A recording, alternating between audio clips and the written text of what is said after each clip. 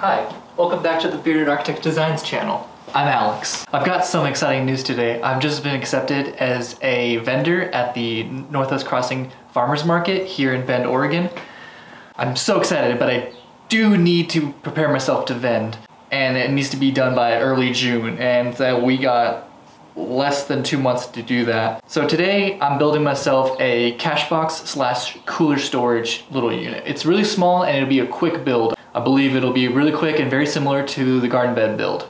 So this table I'll be making essentially is going to be a table where me and my girlfriend Maya can like easily dispense money out of it, or also dispense, for us ourselves, some water bottles or some snacks and stuff that are going to be kept in the cooler. So there'll be a sliding cash drawer box on the top part of it, and there'll also be a cooler storage below. I'll show you how I'm doing that in just a second. But basically, we gotta follow these parameters that I have set for myself, mainly because my cooler is 9 inches and 14 inches. So that's gonna be kind of the setting, that parameter standard there. And the height of the chairs I'll be sitting on near the armrest is around 25-ish. I want that just to be a little bit taller, so that way the cash box is just easily accessible for anyone trying to sit and trying to dispense money as quickly as possible. Also keeping it concealed. So without further ado, let's get started. The materials you will need are two 2x2 by 8 feet sticks of lumber. These are pretty cheap. Each one was about maybe $3 at the hardware store. And you also want a bunch of scrap ply. I'm using this longer half-inch thick material for my tabletop, and these smaller, thinner materials for the cash box and the cooler storage below. Again, you'll also want some screws that are going to be less than 2 of the sticks put together, but more than 1, so that way it'll go through the first one and get into the second one. So 2.5 is good. You'll also need a drill. I have 2, one set up with a T20 bit for the screws I'm using, just because they have a little bit extra torque and they don't strip as easily, and a drill bit just to pilot holes into the wood beforehand, and doesn't hurt to have a tape measure. You will also need a miter saw or chop saw just to do most of your cuts. If you don't own one, a circular saw that I have here will do, even if it's battery powered or plugged in. Or if you don't have that, if you want to put some elbow grease into it, you just use a handsaw. Here are the dimensions of the wood I'm cutting out. Remember to always cut your larger pieces or your longer pieces first, as to save more of the wood or use up more of the wood. So you can actually do this with using only 2 8-foot sticks. Be careful of knotty wood or knots in wood, because they can cause the wood to do all kinds of weird stuff, especially bending, and that's not good for construction. As you can see, as I press up the wood against the fence, there's a sizable gap on the other side. So I want to use my longer side, so flatter edge, to cut that little piece off, just because of that gap that it creates because of the knot. A small little imperfection in the wood could really set you back on your project if you're not looking out for these kind of things. Lay out and assemble with screws and butt joints. If your 2x2s keep splitting when you try driving them in, try making some pilot holes with the drill bit. That'll help them ease in there. Building this is also very similar to the garden beds I built in my last video. There are floor joists, obviously, ceiling joist, as well as the vertical studs. However, unlike the garden beds, these won't have a second set of walls to build, only beams that span across to the other side. Since this project is so small and the span on these little beams doesn't even span a foot, and it's also not holding a lot of pressure inside of it, so it'll be fine with just having beams running across rather than having a whole second set of walls. Also, lining up the beams on the ground is a lot easier than having it up in the air and trying to hold it in place. I I'm young, so I'm used to kind of working on the ground. But if you're older and you have a bad back, it's probably best to do this on a table of some sort. You also can kind of get that screw gun a little bit in easier positions. I also had a few issues with the screws that run into the beams running into the other screws that I previously drilled in there. Basically, what you want to do is just kind of angle the screw to just go a little bit diagonal so to miss the screw inside the wood, or you can just offset it and make sure that there's enough space for 2 screws to fit in there. Now I'm installing the runners for the drawer, for the cash box drawer up top. So what I did was measure it out and mark it on the studs 2 inches down from the top. So basically that'll be the top of the runner will sit there.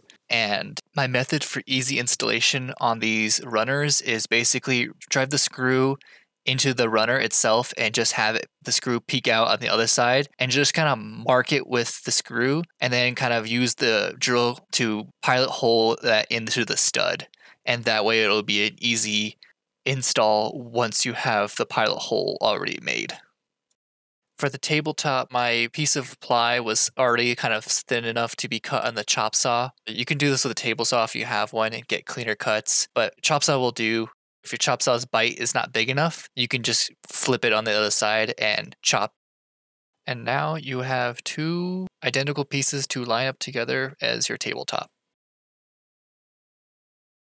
And to spare you more footage of me on the chop saw, I just kind of cut these little pieces out. None of them are really identical to each other. They're all just kind of mix and match, but these pieces are not going to really matter too much. They're just here to conceal the cooler below. Also, when installing these, make sure you're using the right size screw. I'm using 1 1/4 inch for the thinner pieces on the bottom for the cooler, and 2-inch screws for the tabletop. And when I say right size screw, just basically don't have the screw poking out on the other end of the piece because that could be a little bit dangerous and is just poor craftsmanship.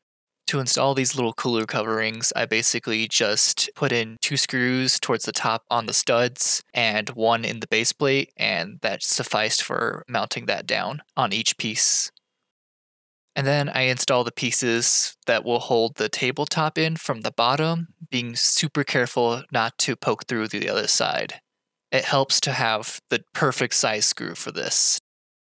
2 screws per tabletop piece should be good enough. Also, make sure to hold down your piece while screwing in, or it'll just wiggle on you if you try to push the screw up without holding it down.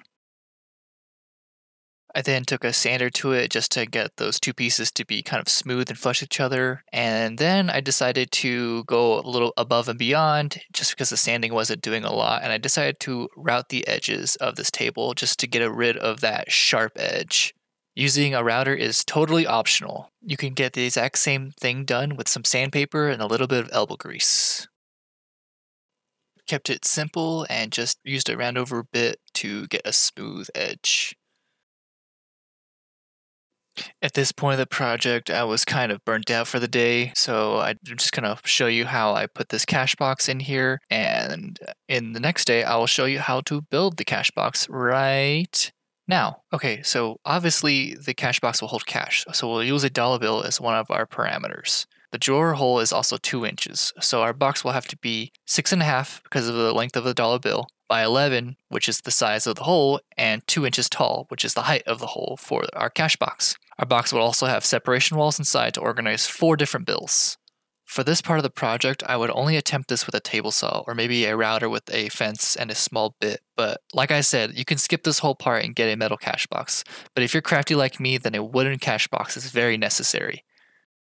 Here I am ripping some 3/16 material down to 1 7/8, which is just short of 2 inches, which is the size of our hole, because of that bottom base plate is going to offset that thickness. So if you cut it at 2, you're going to be at 2 and plus 3/16, and we don't want that. That's too tall and it won't fit in the hole we made for our drawer. With the 1 7/8 material length of wood, you can cut out to the length of the front end and the back end of your cash box exactly the same size, because that'll be the dominant side, and we'll only need to do some math for the inside walls and the side walls as well. 6.5 minus 3/16 minus another 3/16 because there's 2 sides, so that equals 6.125 or 6 1/8. So we'll need to cut 5 lengths of that 1 7/8 inch material to 6 1/8. Another trip to the chop saw. Since these pieces are so small, they're not viable for screws to be a fastener for them, so we'll have to glue them down. So I'll add some dado and rabbet cuts on the baseboard here to kind of give it a little bit of a stronger bond. So here I'm adjusting the height and messing around with the guards on my table saw. So the height is going to be half the thickness of the material. So half of 3/16 is 3/32, which is also the thickness of my blade. The thickness of the blade is also half the size of the thickness of the wood. So every time I need to have a dado cut where another 3/16 ply is sitting inside, it only needs 2 cuts. For the exterior walls on the baseboard, I am cutting rabbet cuts. And then for the interior walls that'll be the dividers for the bills, I'll be using dado cuts. The reason you use these cuts is it allows more surface area for the glue to contact with the wood, so it'll be a stronger bond overall. Make sure to dry fit all of your pieces before you start sliding them in. It'll be a mess if there's some glue already you pre-decidedly to add on there if they don't fit. Also, if it's a little loose, don't worry, the glue will hold it in place after clamping. I'm using Titebond 2 premium wood glue. If you want to, for this application, Titebond the original or 1 is just as good. When gluing up a box, you probably want to start from the inside out, so I would start with the dividers and the dado cuts, followed by the exterior walls of the cash box and the rabbet cuts.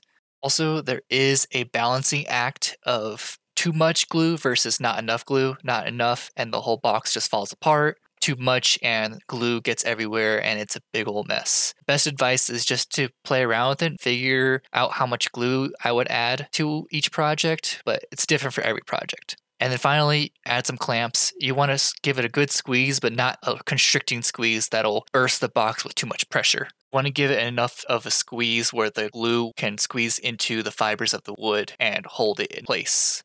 And lastly, I decided to get an offcut from just a scrap bin I had and just glue it to work as a handle for the cash box drawer. And then at the very end, I just cleaned up with a paper towel, a damp paper towel, just cleaned up all the glue that was coming out of the wood. Let it sit clamped for about an hour or two, and then you can unclamp it.